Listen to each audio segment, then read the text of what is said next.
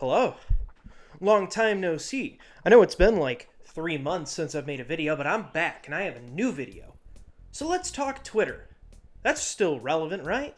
I mean, what's Twitter even for? You got the occasional interesting article, a shitpost meme, or some blue checkmark telling you that you're the reason farts smell, and you're also the reason that the world's gonna implode in the next 8 million years. Twitter's weird, and I don't even know why I'm still on the website. But there is a silver lining to Twitter. You have those viral videos that go viral without any reason whatsoever. You get some pretty interesting edited memes and shitposts. And they also invented the hashtag. And I'm not talking about the number sign on your keyboard that's been there since its invention. I'm talking about a tag that you put in your tweet, and then people look at it, and they click on that, and they can see other people who have used the same hashtag. It's a novel concept, and it works. And there's one thing on Twitter that I absolutely cannot stand. And you think I'd like them a little bit more because, well, I was one of them.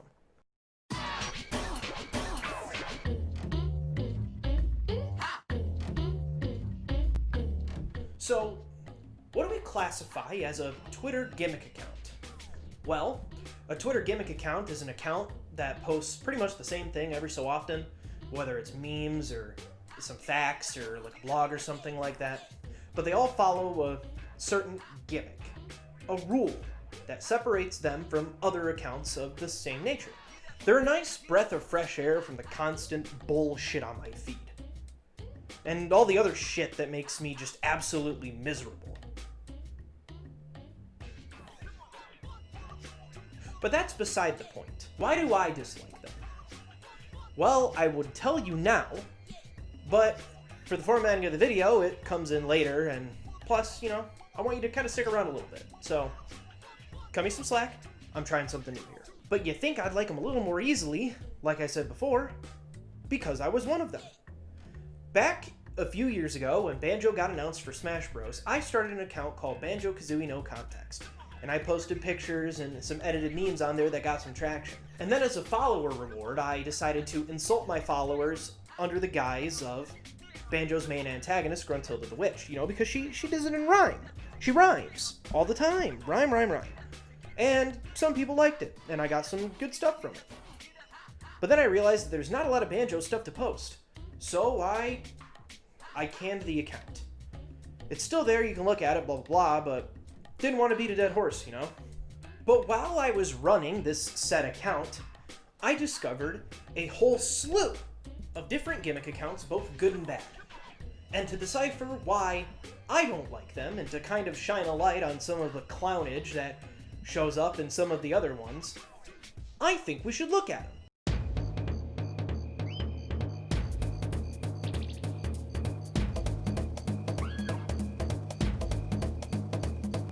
I want to start off by not mentioning one, not mentioning two or three, but mentioning an entire group of gimmick accounts. They're called the DKCU. So what the hell does that stand for? Well, I'll tell you. The DKCU stands for the Donkey Kong Cinematic Universe. And it is a group of accounts, up to like 25, that is dedicated to role-playing on Twitter.com. The biggest account is Donkey Kong. The user at Donkey Kong Ape currently sits at 94.2 thousand followers, maybe more because this script is old. So what does Donkey Kong Ape post about? Well, it's got to be something interesting, right? Something groundbreaking, something amazing, something that will really just get your jimmies going. No, not really. Donkey Kong Ape just posts pictures of Donkey Kong on a different background every time. And it's really, really dumb. Look at this. Here's a tweet where it's just a clip from the movie Pixels with Adam Sandler, where Donkey Kong shows up and Adam Sandler goes, "Donkey Kong." And that got 12,000 likes. And then here's one where Donkey Kong is shitting on Mr. Peanut. Yeah, it's kind of funny. But anybody could do it. And by anybody, I mean literally every other account in this role-playing group. They all just say the same thing. Oh, I don't know what the foam in the attic is. Ooh, it must be cotton candy. Oh, Nintendo asked us to make a game. I'm just gonna put them in a highway. Here's Donkey Kong, click, highway, Dixie Kong Click Highway. Let's have King K. Rool get ran over by a car. Really? Like I said, every other account does this too. I mean, we've got King K. Rool, we've got Donkey Kong, we've got one of the other Kongs, we've got one of the guys from the Donkey Kong TV show. You know, you got all these video game characters, and they all just post the same exact shit. And it's really, really cringe. And I would show you them, but not only is my phone recording this video because my webcam is shit, but while I was researching this video, I found out that there's drama in this group. Drama? Over what? Well, apparently, the Donkey Kong cinematic universe isn't for cinematics, it's for comics and arcs, where they just make up some story. I mean, one of them was just Infinity War. And then there's a Sonic account that's not associated with them, got added to a group chat with the two biggest accounts in the Donkey Kong group or whatever, Donkey Kong and King K. Rool, and then they just shat on him in the group chat for writing his comics very wildly or something like that. I didn't dig too much into it because A, I couldn't find anything. Everybody was being vague, yet they knew exactly what they were talking about. It's Twitter. Everybody acts like that. Drama between role-playing groups doesn't really belong on a Twitter gimmick account. You know what else doesn't belong on a Twitter gimmick account?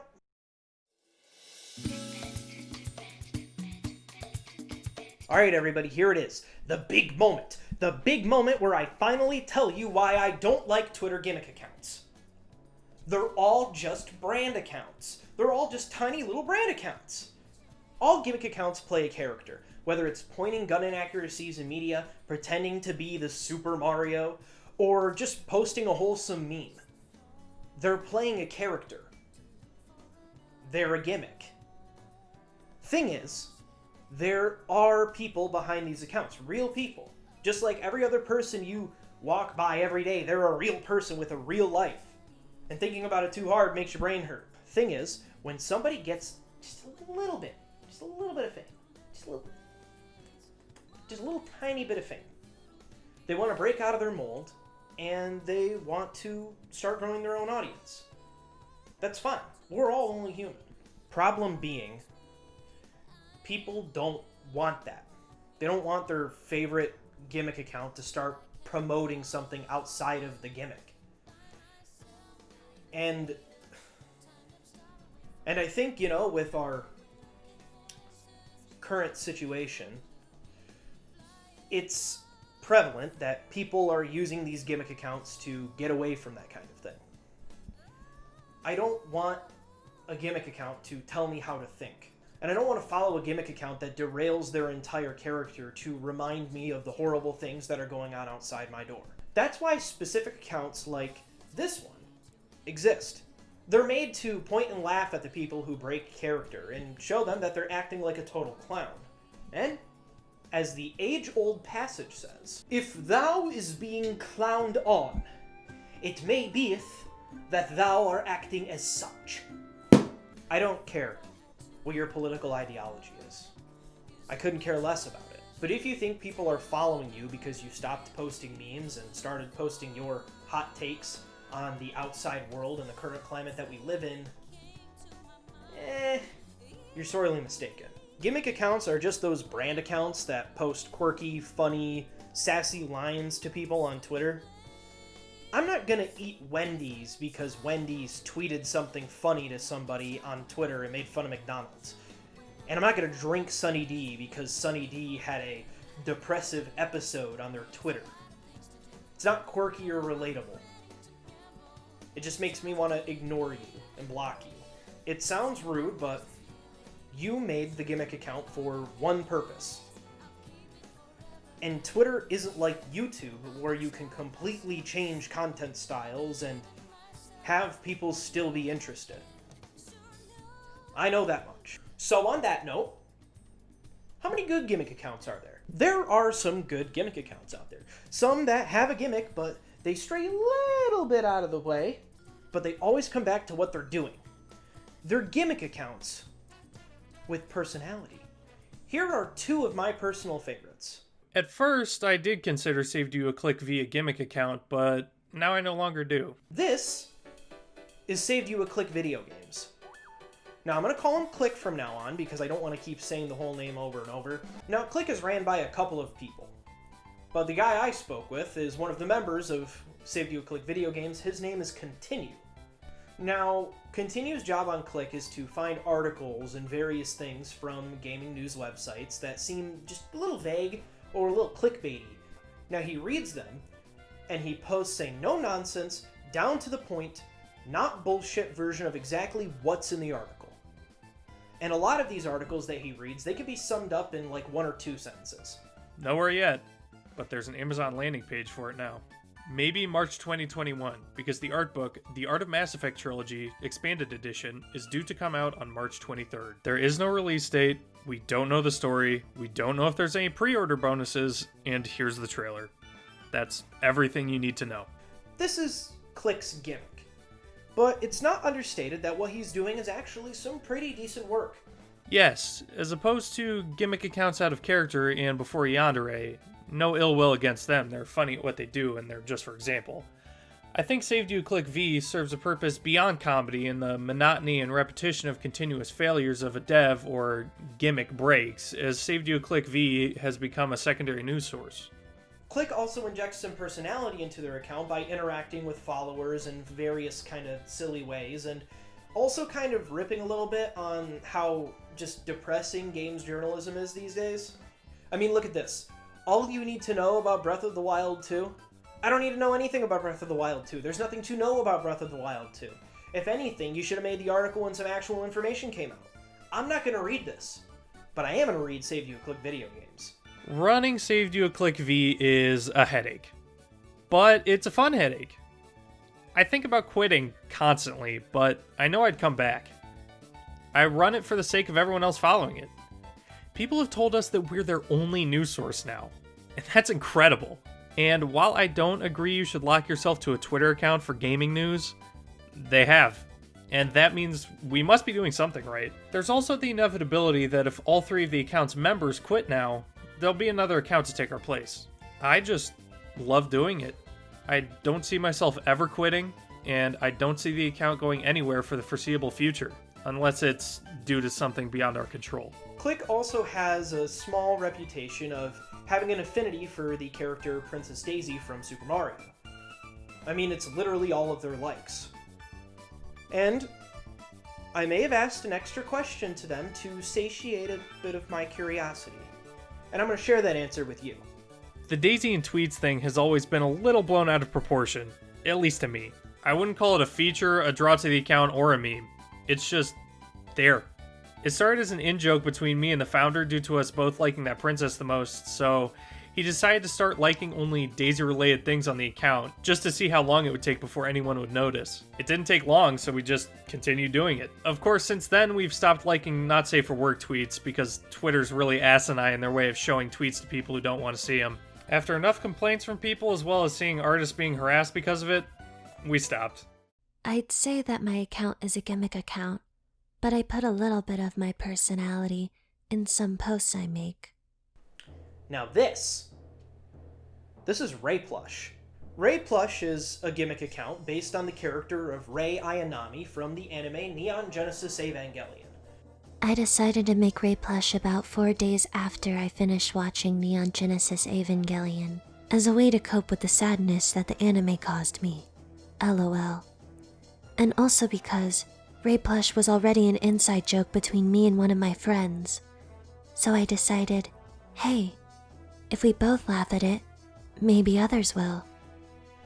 And a lot of what they do is similar to accounts like Donkey Kong. But the difference I find is that they're actually funny. They inject their personality into what they say. Not all of their tweets are just, oh, I don't know what that is. I'm going to interact with it in a way that normal people wouldn't interact with it because I am Donkey Kong. I am stupid monkey. Ha ha ha ha ha. Barrels. As well as the fact that Rei Plush is a complete tonal contrast from the actual character from the show. It makes it more entertaining because it's not just this soulless husk of a character that you can copy and paste in front of a Krusty Krab like everybody else. Now, before I let them both free, from the confines of the Cole Manchu interview policy.